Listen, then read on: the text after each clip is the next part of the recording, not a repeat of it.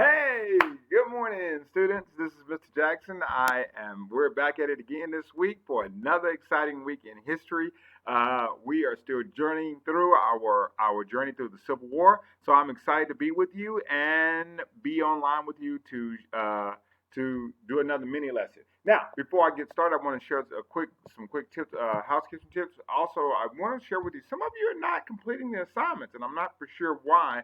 I will be reaching out to you and your parents this week to make sure if there's anything I can do to support you or give you some help, because we really do want you to complete the assignments. Also, I want you not to stress about the test. I told you that last week. I don't care what grade you make on it, do your very best. Try to do your best and take it a couple times if you're not successful on it. But if you're not, after 2 or 3 trials on it, no worries, no big trouble.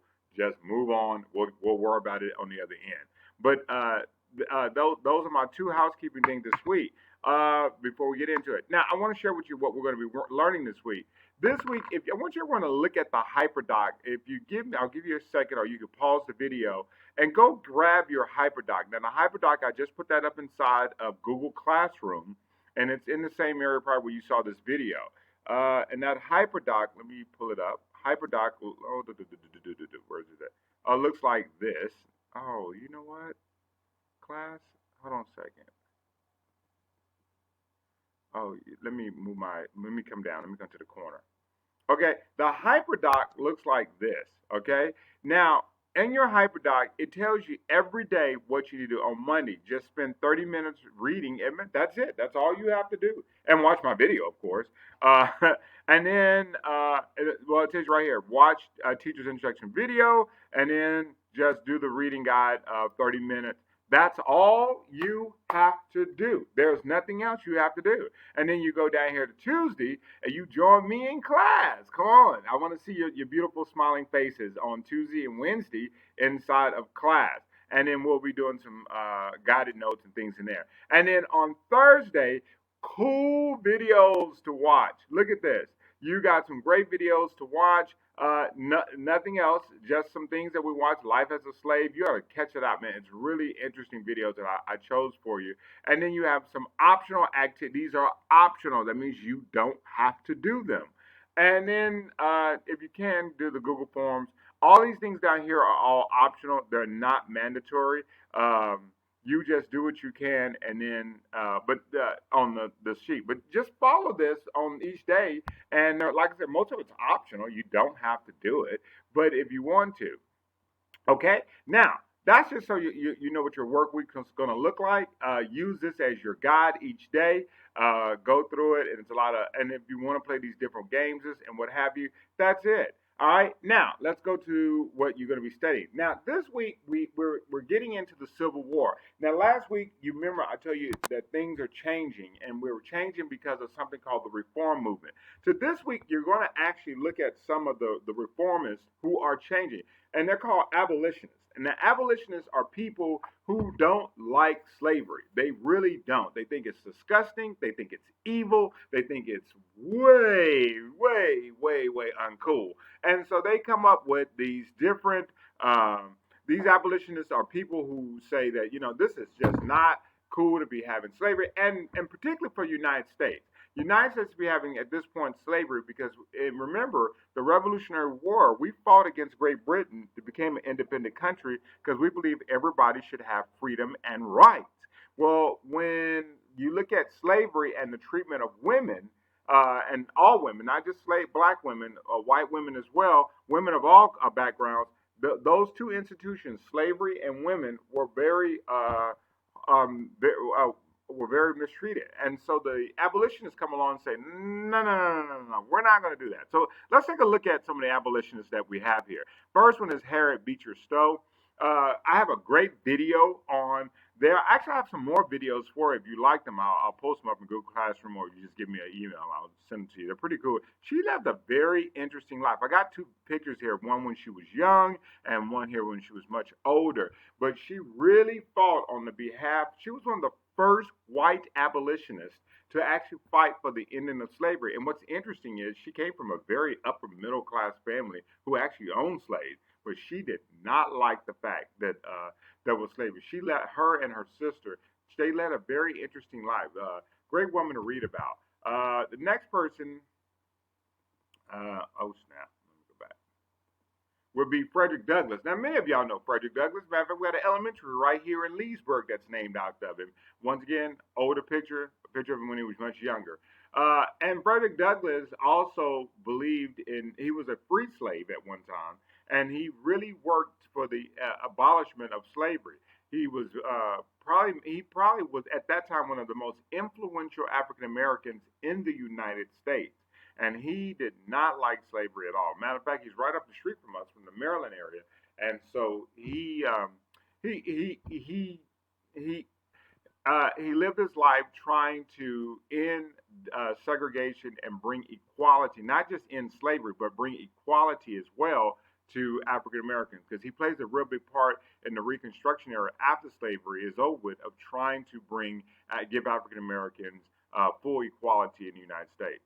The next guy is William Lloyd Garrison. He actually worked alongside with Frederick Douglass. One of the cool things about William Lloyd Garrison is William Lloyd Garrison was a white man who also did not like slavery. As you can see, he came up with this newspaper called The Liberator. And back then, you didn't have TV. Your newspaper was a really big way people communicated, and communicated quickly. It was like the internet of that time. And he wrote very articles bashing slavery and bashing the South on its position on slavery. And so, of course, he was really well hated. I mean, his businesses, one time his business actually got destroyed by white slave owners who thought, man, this guy's crazy. How dare you talk against slavery? But he stood firm, and actually he even worked with Frederick Douglass on some things to bring an end to slavery. The next person, Sojourner Truth. She was a writer and a poet, and she would, and a preacher. She would give up these fiery sermons about ending slavery. And one of the things about it is so sad we don't have any recordings of her actual voice, because when people would go and hear her preach and speak, they said she could rouse a whole crowd of people. I mean, you think about a female speaker that you've heard speak that just kind of moved you and motivated you and inspired you. That would be like a Sojourner. She would write these amazing speeches and these, like these saying, like here she says, life is a hard battle anyway. If we laugh and sing a little as we fight the good fight of freedom, it makes it all go easier. I will not allow my life's light to be determined by the darkness around me. She just knew how to make you just feel like just really that you were she was very into whatever it is that she was speaking on. Now, one thing is that I want to make clear, she didn't just fight for the ending of slavery. She also was an abolitionist for women's rights as well. She was really interesting, because she fought on two different fronts. One in slavery, but then also she didn't like the way women were treated during this time period as well. So she's a well-known abolitionist. Another one's Maria Stewart, another African American. I got an older picture here and then a younger picture of her. Also a freedom fighter for the ending of slavery and women's rights. She was well known in the South of trying to end the institution of slavery. She fought very hard, and then also, like I said, she, just like Sojourner Truth, she too had a double-edged sword, because not only is she fighting for the ending of slavery, but she's also, because she's African American, but she's also fighting for the ending of the discrimination against women. So she too was a fighter. And then lastly, John Brown, Mr. John Brown. John Brown was a white man who was an abolitionist who hated slavery. He thought he hated it to the very core. And matter of fact, he was captured right here in West Virginia, Harper's Ferry.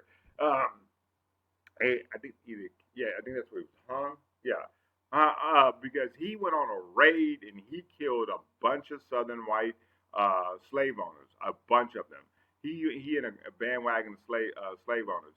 But this gentleman here, they would go through the night and they would go throughout the South and they would sneak up on slave owners and kill them. And he caused so much terror around the South for what he did. Now, many people, particularly in the African American community, revere him because of his commitment to ending slavery. But John Brown was by far one of the most influential figures. And like I said, many African Americans revere him because of his hard work. Here's this artist. This is right before he was you see that rope around him, because he did kill so many slave owners. Even though some people look and say, well, wasn't that the right thing to do? Because slave owners were killing people. Back then, it was against the law, and slavery was the law, and so they hung him. And this is him getting a kiss from a little African American boy with his mother. But he was well known and well. It's funny. One community, African American community, liked him, but then he was hated and despised by white Southern slave owners. So that's it. That's your lesson this week. I hope that you look at this week as we go through slavery and the abolitionist movement. Do the docs, watch the videos, and then we'll convene together on Tuesday and Wednesday. Other than that, y'all have a great week. I can't wait to see you. Take care. Remember, Mr. Jackson's history class, where the past comes alive.